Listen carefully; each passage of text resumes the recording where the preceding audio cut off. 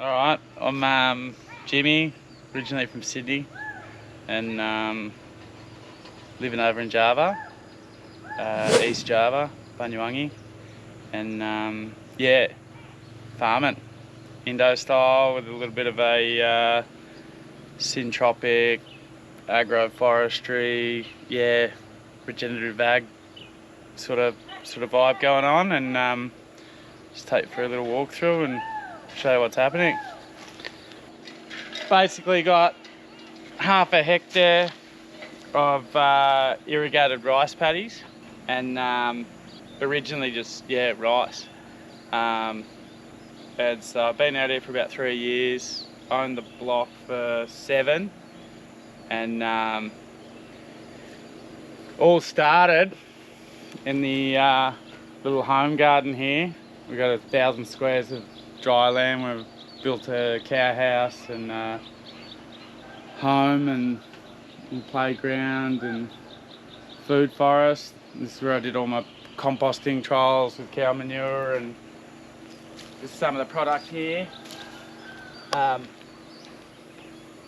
Basically using whatever I can get my hands on. My mate put me on a Syntropic 3 years ago when I came out here, and basically just introduced the idea to me, and then I was working through, looking up YouTube, trying to find a system that integrated the animals in with the farming. But here the animals are all stable. It's a cut and carry system. I love the cows and I love the compost. I love the whole system, to be honest. It just works so well.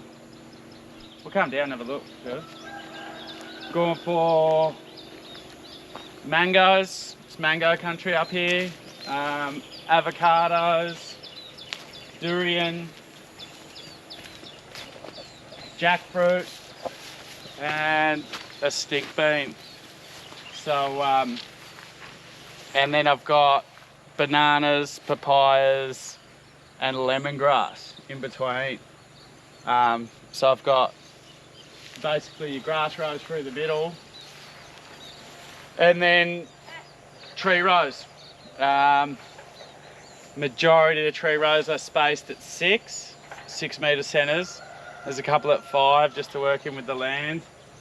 And I've basically redid the whole farm, so we irrigate from the west over here, comes across the high ground, and then water down, which has been a challenge, to be honest. Even with an irrigated farm, it's been a challenge. But we're almost there. We're at wet season. Really varied results as well, just depending on the soil. The rice has been terrible. So down over here, the rice, we just finished planting rice last year. Amended the soil before the last harvest, after the last harvest, rested it for about 4 to 5 months. But then some of the land over here to the west, I've had planted in grass for about 3 years since I first got here, and some of that soil is really, really good. And I'd say a running total, we've probably got somewhere between 40 and 50 tonne of compost into the half a hectare, and yeah, I just don't think you can get too much of it, to be honest. The more the better. So yeah, pan out over here, Drew, so you can see here. I mean, the really good areas, you're getting good results on the papayas and the bananas, and then the tricky areas where it's hard to keep the water up and the soil's a bit how would you say it, more depraved. The results on the papayas and the bananas are a bit trickier, but we'll go and find some little gems. So I did basically, we started the home garden 3 years ago. I learned how to compost, did all the YouTube videos. I'm not a farmer. And this is basically on a volcanic rock. And so we started from scratch and just basically built soil. And now we've got a pretty nice little food forest going. And then 2.5 years ago, I took this skinny box out of the rice game, and we planted these mangoes, avocados. There's a couple of mangoes, a few avocados, and the mung bean. They call it Papaya over here.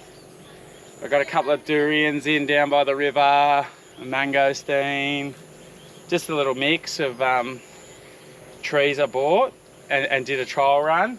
And then got back from Oz last year, and I took over this box here and put this in last August.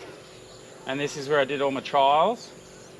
And same thing, mixed results. It's a lot of hard work. As you'll see, it's pretty run over at the moment and bit of a mess, but the results are pretty wild as well. We got mangoes that have been in the ground for a year that really shouldn't be able to handle that amount of fruit.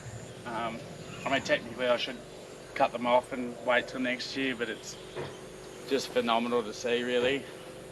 Bananas, mixed results. We've been propagating all our own bananas on the block. So a lot of them have,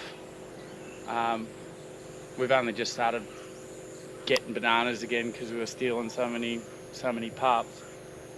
But yeah, we're getting some results, and the grass is more than enough for the cows. I've started composting it, so that technically rolls into Syntropics. It's just more of a labour thing at this stage. No machinery, it's all wheelbarrows and back-breaking work. But yeah, so wet's wet, really wet, and dry's really dry. It hasn't rained a drop since April. And so yeah, we've got the rice piece of the irrigation. We run at the moment this year with the new, just planting it out, we run the water through the centres. Just two little waterways beside the trees. And then we flood the grass. Coming into wet season, because the bloke slopes down to the north there and there's a little creek down at the back, we're just going to dig these drains out, Drew. So we're going to dig these drains nice and deep.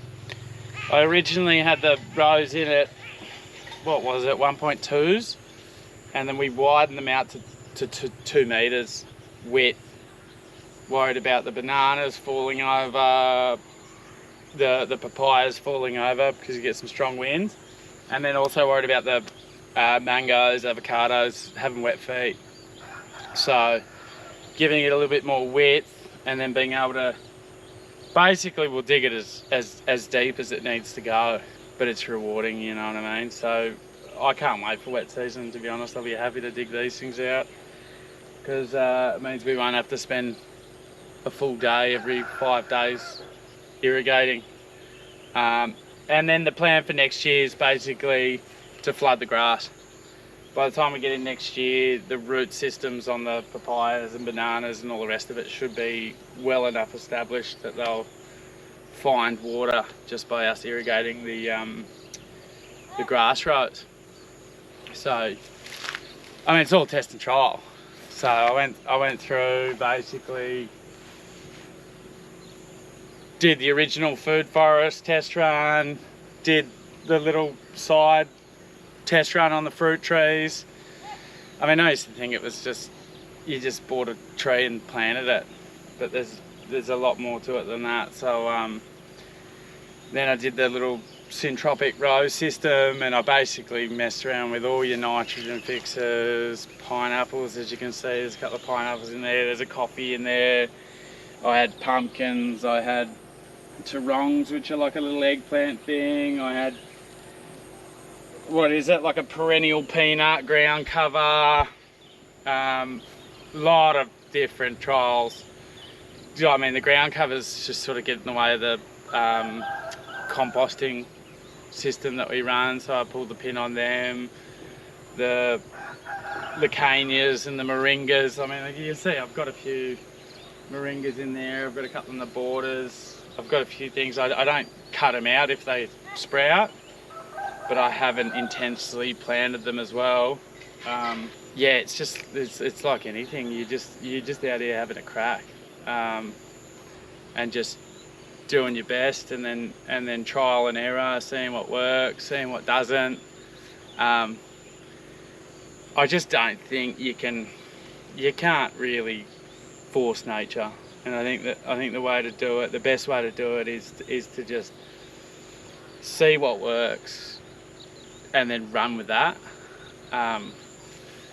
Like here, for example, I had plans. I wanted to do turmeric on the outsides of the rows. I had really good results with the tarongs. No having to use any sprays or not needing any help to produce. So I've had some good results there. I tried originally here with the Syntropic system. I tried 2 grass rows with the veggie row in the middle, and vice versa, grass row with the 2 veggie rows. But just a time thing, time and energy. I just couldn't. I just can't pull off. As you can see, I'm struggling with the maintenance as it is. So it's just about working with what works, getting a system in place, and then just slowly improving on it, you know. Yeah, right, happy days. Oh, well, thanks for that. Thanks for taking us for a bit of a walk around. Yeah. We'll whack it up on YouTube and maybe someone will watch it. Yeah. All right, guys. Cheers.